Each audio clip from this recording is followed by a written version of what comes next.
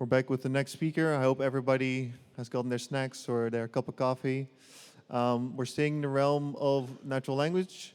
Next talk is by Raphael Mitsch. He's a machine learning engineer at Climactic, which is a carbon calculation engine. A fun fact about Mitsch, he is a big proponent of decentralization of AI on a technical level and a societal level, which I am too, so that's cool. And the talk is going to be about Sieves, which is a plug-and-play natural language pipeline for zero-shot models. So give it up for Raphael. Thank you. All right, welcome everyone. Thanks for joining one of the last sessions of the day. I'll try to make it worth your while. So today we'll talk about plug-and-play NLP pipelines with zero-shot models. Before we get this rolling, if you have any questions, I have a Slido set up under this URL, so if you want to, you can already add questions during the talk, and we'll get around to them later. That is tinyurl.com/PyData-Sieves. OK, a little bit about me. I am working as machine learning engineer in NLP. Right now with Climactic, we do carbon emission calculations. I'm working a lot with retrieval and in product development. However, in my trajectory before, I was always involved to some extent in consultancy. So meaning that I was working on a lot of proof of concept projects, a lot of greenfield projects. That means that the client is coming to you, is telling you, I have this business problem. Can you use machine learning to make it go away? You give it a shot, you evaluate what you came up with, and then you give some sort of recommendation. And if you have been around in this industry for a while, meaning pre-LLM, the ancient times, you do know that you often run into a certain cold start problem with new machine learning projects, also NLP projects. So in order to even get to a point where you can tell to which extent what you're doing makes sense or works, you have to collect and label training data. You maybe have to engineer features. You have to train a model. And then you can run your first evaluation loop. And that takes time. Now, with LLMs, we're at a different situation. We can zero and few shot a lot of problems, especially if they're vanilla in the sense that their complexity, that their intrinsic complexity is not too great, and that their domain is included in training data that the LLM has seen. So the turnaround from idea to prototype is considerably faster these days. The types of projects I've been working on during my time in these consultancy-heavy jobs, I would group them roughly in three kinds of clusters: chatbots or co-pilots, RAG or retrieval systems, and document processing systems. Now, document processing means that you just want to do some sort of analysis or information extraction on a document, and you have a bunch of those documents. So this is not an exhaustive taxonomy, so don't hold me to that. It's just an intuitive clustering. So as an engineer, one of my objectives in these consultancy roles was how to minimize the time that I spent on bringing a project from an idea or a specification to a working proof of concept. So over time, I've accumulated some sort of wish list for a tool that would help me do that. And this tool shouldn't need any training data. It should not force me to reinvent the wheel for well-defined tasks, like I don't want to re-implement classification for the 10th time. Should produce structured output. We'll talk about what that is in a minute. It should be observable. It should be model agnostic, especially it should allow me to swap out generative models like LLMs with localized models that I've trained myself with specialized models. And it should allow for low-effort data handling, meaning that it should take all sorts of data formats I throw at it, parse it into something useful, and then be able to work with that.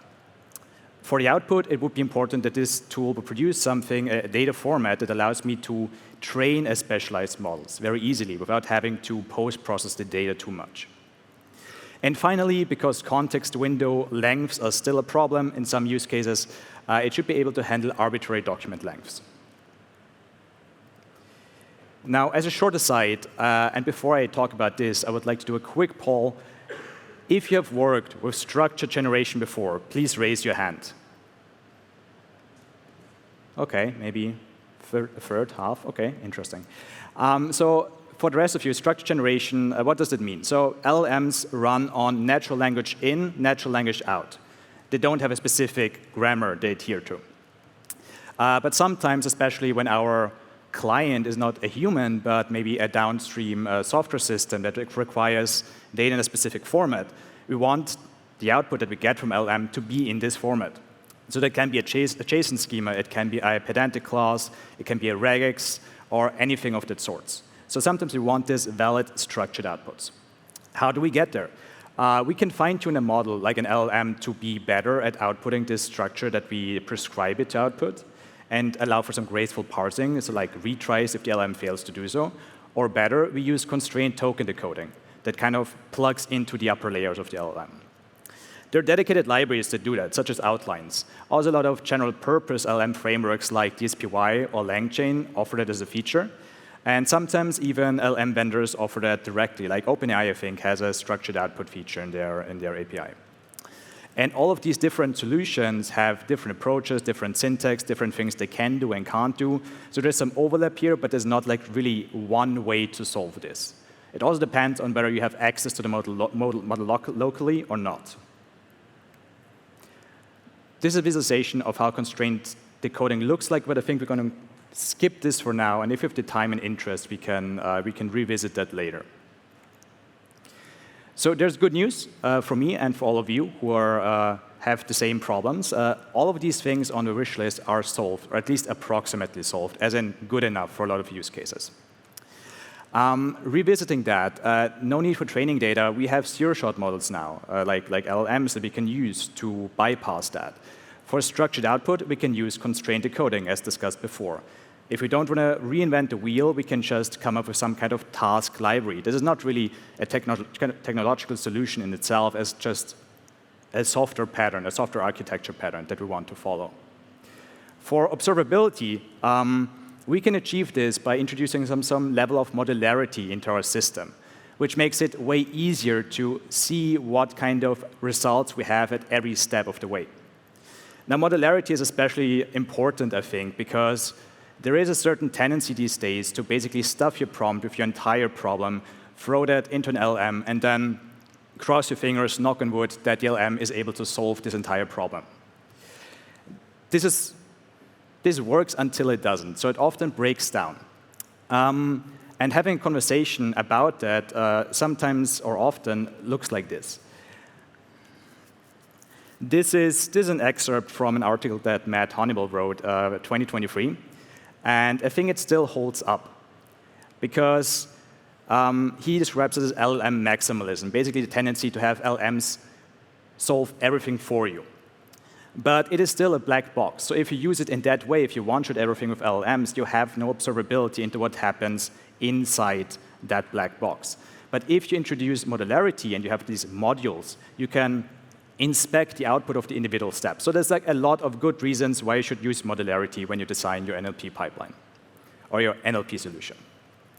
So I strongly recommend that you read this article, by the way.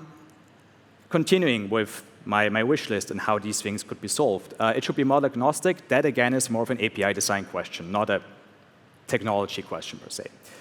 For low-effort data input handling. In the wake of the rise of LLMs, there has also been a wave of those, I call it X to Markdown parsers here. So libraries that accept a lot of different input types and parse them and output a Markdown representation of that, like Docling or Markdown, for example. They take PDFs, they take photos with text in them, they take Microsoft Word files, maybe Excel files, so a lot of different file formats. And not coincidentally, they output a version that is human-readable and LLM-readable. And often that is Markdown. For the output, you don't really get around the transformers or the Hugging Face ecosystem these days, of course, if you train models. So there's those libraries that are often used to fine-tune models, like sentence transformers, for example. They are deeply integrated into the Hugging Face ecosystem, and they use the Hugging Face datasets library. So this is a sane default choice for that. And finally, for handling arbitrary document lengths, we have a lot of chunking libraries these days. So what you can do is you can just chunk your document, you can process the individual chunks, and then consolidate the results. which is also a pretty low-effort solution. There are more sophisticated ways to handle overly long documents, but this is a way that usually works well enough. OK, but the bad news here is that there wasn't a tool that did all of these individual things. So whenever I did that, I still had to do a lot of duct taping, a lot of redundant boilerplate code. And finally, at my time at my previous company at Mantis, I got a bit tired of that and decided to write a tool that basically integrates all of these things. So here we are. What is Sieves? Sieves is best understood as a toolkit that speeds up prototyping document processing use cases. So the design focus is on it being document-centric, meaning that a document is the central unit of information. All outputs are structured outputs. It has modular execution via a pipeline abstraction. It has a small API surface, meaning there's only a handful of abstractions you need to understand in order to use the tool effectively. Compare that with something like LangChain, which has this sprawling ecosystem of a lot of different functionalities, which makes it super flexible, but also sometimes a bit hard to work with and a bit hard to understand. It has an opinionated choice of tools, of which tools are being used, and we try to avoid doing any heavy lifting in Sieves itself, meaning that we don't implement complex logic like structure decoding or document processing, things like that. We instead integrate tools that are very well at doing that job for us. It's model agnostic and tool agnostic, especially when it comes to these different tools that do structure generation. I mentioned before that they're partially very different in their approaches and what they can do and what they can't do. So it's not always easy to switch from one tool that does structure generation to another one. And we try to do that as painlessly as possible. It is zero and few should first, meaning that while you can integrate trained models, by default, it runs without any kind of training data. And it does batching by default. And if you're familiar with the Anthropic terminology of AI agents, in this sense, Sieves is an AI workflow. There's no agenticness or no autonomy in it. It's a hard-coded flow of different steps that uses LLMs to solve these predefined steps. In contrast, what is it not? It's not RAG, it's not a chatbot, it's not an AI agent. It's also not a replacement for structure generation libraries per se. It just integrates them and aims to make them a bit more easy to use. It's also not a fully fledged workflow orchestration system like Dexter. It does have a pipeline, but this pipeline implementation is that simple. So enough talk about what it is and what it isn't. This is how it looks like using Sieves. So what you see here is that up top, we define a document that only has 2 sentences, talks about special relativity. So we define that. The next step is defining an engine. An engine is basically a wrapper around the structure generation tool, like outlines. So it takes this structure generation tool. It can be DSPy, it can be outlines, it can be LangChain. It wraps it and makes it usable for the Sieves pipeline. The pipeline itself is defined below and can be defined by just chaining tasks together with a plus. So basically, we say we have a pipeline that consists of a classification task that classifies, in this case, between science and politics, and a question answering task. So once you have that in place, you've defined your documents, you've defined your engine, you've defined your pipeline. You just run the pipeline, and you're done. In this case, what we're seeing here, we're seeing the results for the classification, which say this document is about science, which does make sense. I ran it for very small models, so I'm happy it actually gave me the right answer. And for question answering, we get Einstein, which is also close enough. So this is all it takes to get it up and running. There are a lot of sane defaults here, meaning that you don't have to do a lot of configuration. The biggest one is probably which model you want to use. But this is all it takes to get it off the ground. So talking a bit about the abstractions here, I think some of those are pretty self-explanatory, like document and pipeline. Task is any single unit of work. That can be pre-processing, like ingesting some data. It can be predictive, like doing classification or named entity recognition. It can also be post-processing, like distillation. The engine I mentioned is kind of like a wrapper that takes these structure generation tools that we support and builds a unified interface so that the Sieves pipeline can use them.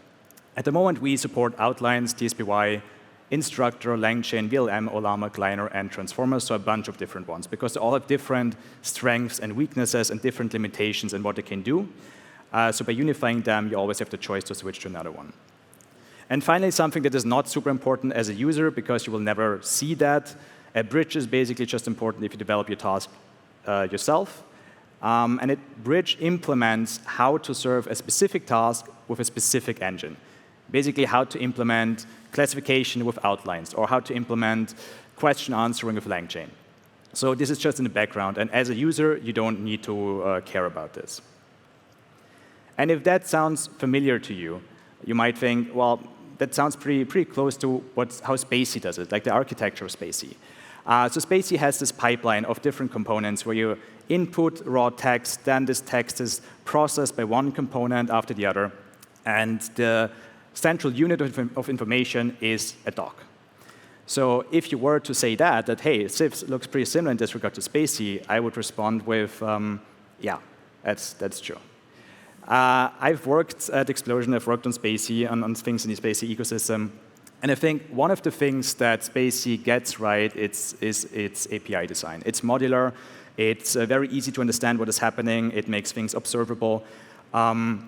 So I thought it would be a good idea to let myself get inspired by this kind of API design for Sieves. Coming to the task library. So I mentioned that complex problems can be broken down into simpler tasks. And at some point, you will see that if you break it down to tasks that are simple enough, you see a pattern. You see that you have needs that are that reappear over different use cases, and then it makes sense to have templated solutions. Like classification is a task you will encounter in almost every use case at some point. So Sieves does come with some pre-implemented tasks like classification, named entity recognition, sentiment analysis, summarization, information extraction, PII anonymization, translation, and multi-question answering. It is also, I mean, I'm biased, of course, so I do think it's easy to write your own task. The Sieves documentation has some examples for that and some guidance. So you're not restricted to those tasks. And we're going to run a short demo now, if time allows, which I think it does. And we're going to do a little bit of research on chat control in the European Union. So if you're not aware, chat control is a mechanism or a proposal that would allow law enforcement to bypass message encryption by forcing message app providers to build a backdoor that can be used to read your unencrypted messages. So what we're doing in order to do this research is we're going to write a script, or I'm going to show a script, we don't have that much time, that ingests a news article on this topic, then extract the European Union's country's stances on this proposal, and then just presents this output. So I hope you will be able to see my IDE. Yes, you are. OK. So I'm going to start running this in the background and just showing you the code real quick. So what we're doing here, we're using information extraction to find the stances of countries on this proposal. So what we're doing first is we define this PyData class. And we say, hey, this is a country. It has a name. It has a flag on whether it's in the European Union. And it has a stance on chat control, which is either pro, undecided, contra, or unknown. So this is basically all the information we give the LLM, and it has already a lot to work with that information. Next thing is we define the documents. In this case, it's a single document, which is a techradar.com article on chat control. It's a random one, nothing special about that. But we don't give it the text here. We just define the URI. Next step is to define an engine. In this case, we are using outlines for structure generation. So we create an outlines model in here, and then just throw that into our engine to basically make it usable for the Sieves pipeline. So now that we have one document that's only the URI, we need to fetch the text from this article. So we're using this ingestion step that I mentioned before. We're using, in this case, by default, docling. So basically, this we define the pipeline as an ingestion task that fetches the data from the URI that will be provided up there. And then we run the information extraction task with the entity type country. So basically, we're telling the LLM to say, hey, look for this kind of information and collect it for me. And that's it. So then we run this pipeline. for all the documents we have, which is only one. And everything we do down here is just reorganizing the results in a way that's nicer to look at. Basically, we're just filtering out countries that are not in the European Union, and we group them by their stance on chat control. So I'm going to show the results now that ran meanwhile in the background. So these are the results. So for contra, we get, for example, Germany, Luxembourg, and Austria, which sounds about right. I know that Germany was contra chat proposal when the article was written. Meanwhile, it's undecided. Pro Denmark, France, so that also sounds about right. So I think it looks about right. I can't vouch for its correctness 100%, but looks like the analysis was somewhat accurate. So that's all it takes to get, I would say, moderately complex NLP workflow off the ground. These, I don't know, 15 lines of code. OK. And by the way, if you, like me, think this is a terrible idea, fightchatcontrol.eu gives you some pointers on how to voice your position to that. OK. Other quality of life features that we'll just quickly mention without going into detail. Sieves does support persistence, so it saves and loads pipelines and docs.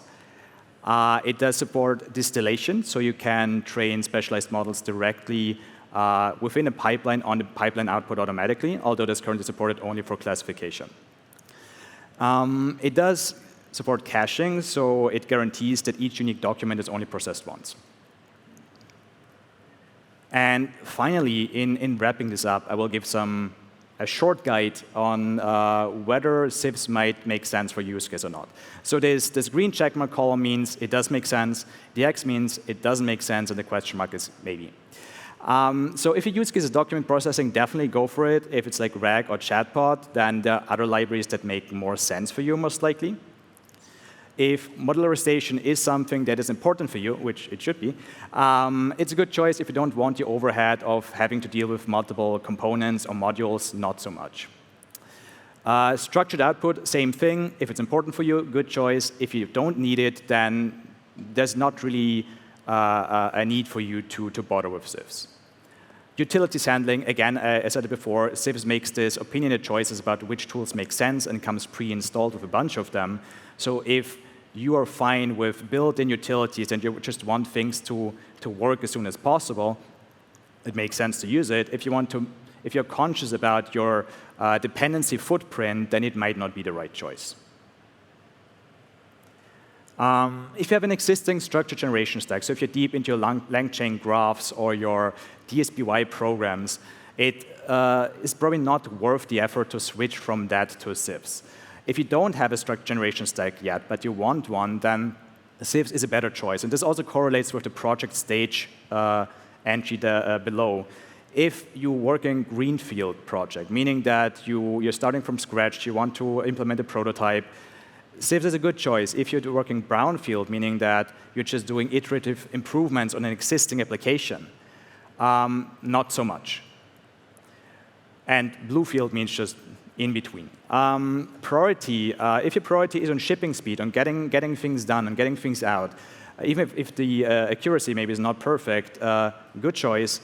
If you're looking to optimize your throughput or your accuracy, you probably want all the control you can get, meaning that you want to use these tools directly probably and not have Sieves as an abstraction layer in between. And finally, for project complexity, if your use case is very trivial, like you just want one simple classification in one point in your application, just use structure generation tools like outlines directly. You don't need to use Sieves. If your project is extremely large and complex, and you want an extreme, the highest possible degree of control, it's a bit questionable whether Sieves is a good choice. Sieves is best in between, where you have a complex project, or something that's not trivial, but also not extremely complex. So in this middle ground, Sieves is well suited. OK. I'm going to check out, so that's it from my side. Thanks for your attention. I'm going to check out the questions now and see if we have any. OK, no questions there, so I guess we can go around if anyone has a question. Any questions from the crowd? There's someone over here.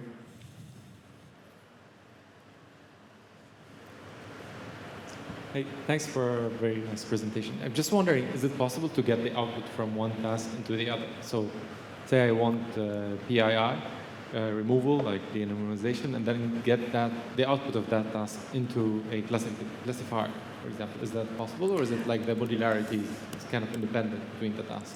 No, it is possible. So in your pipeline, if you have a task first, like here the classification task, then this result here, this classification result, is available in every document that is run through the pipeline at the next task. So the question answering task in this example would have access to these classification labels that were assigned.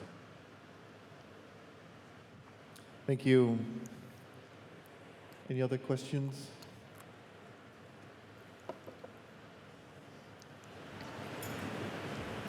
Hi, thank you for the talk. Very interesting library.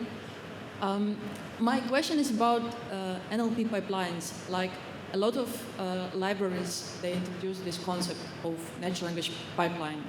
And as a machine learning engineer who works in production and in real-time processing, I always have problems with this concept because organizing things like this is slow. So if I would use Sieves, I would like extract classification to separate service, extract question answering to separate service, and then orchestrate them via faster tool. So my question to you is, would you recommend using Sieves in production? And in general, do you have any advice how to make it faster in production? I mean, production is a wide field, right? It depends on what sort of production. Real time. Yeah. Real time. For real time, no. I would say no. I think real time is a use case where you are very concerned with performance requirements, and you probably want this level of control that maximizes throughput, for example, which is not something that Sieves is particularly well suited for. So Sieves is more for like this proof of concept things where you implement something, you want to see if it can actually work, to which degree it works, and then you can make the decision of whether you want to deploy it in production. And in production, you maybe want then to switch, I don't know, to using vLLM or some other kind of high throughput performance maximizing solution. Thank you, that makes sense. Thank you. Hi. Very nice product. I was wondering about this slide. You have here your pipe classifications, but then which zero-shot model is Sieves using? And also, can you specify your own zero-shot models from Hugging Face, or is it restricted? In this case, by default, it uses one of the Hugging Face small LM models, I think the 360 million one. But you can use whatever model you want to. You can run a local model, you can connect to the LM provider of your choice. That's up to you. We don't have our own models. We just integrate like from the Hugging Face ecosystem or from the existing LM vendors. Thanks. Anybody have another question?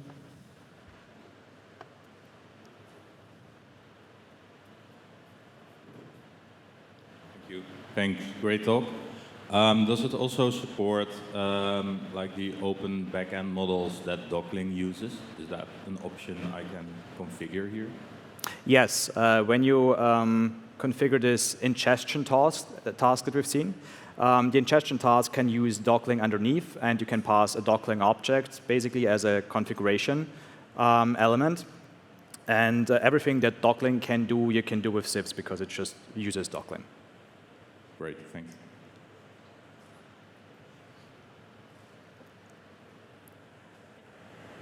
Hi, thanks for the talk. Apologies if I missed it, but when you have the engine, so I'm guessing, so there's a default, as you said, like the Hugging Face, but we can put like any LLM we want. Can we add other things? I don't know if you mentioned it, like the prompt, for example. What if I want to add more context about the classification? So classify those into science and politics, but here's what I mean by politics and here's what I mean by science. I'm guessing you have like a generic prompt for it, which is look at those documents from docs and then classify into those things from labels or something like that. Yeah, so you can configure the tasks as well. We try to do sane defaults in the sense of like it should work without further configuration. But you can, for classification in particular, you can add, for example, label descriptions. You can also, for each task, or for every task, you can overload the prompt that is being used. So if you want to write your own prompt, you are free to do that. And you can pass it as an argument in the task initialization.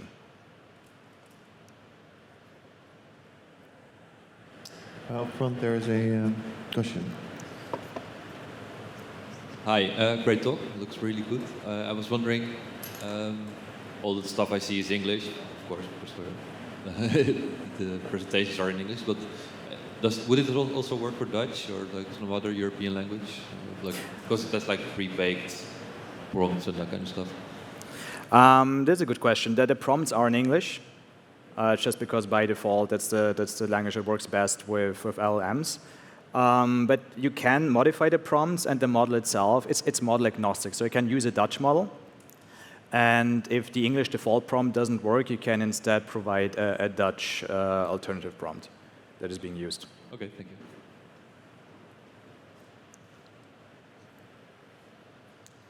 Thanks. I think that's it for the questions. Thank you so much for the talk. Give it up one more time.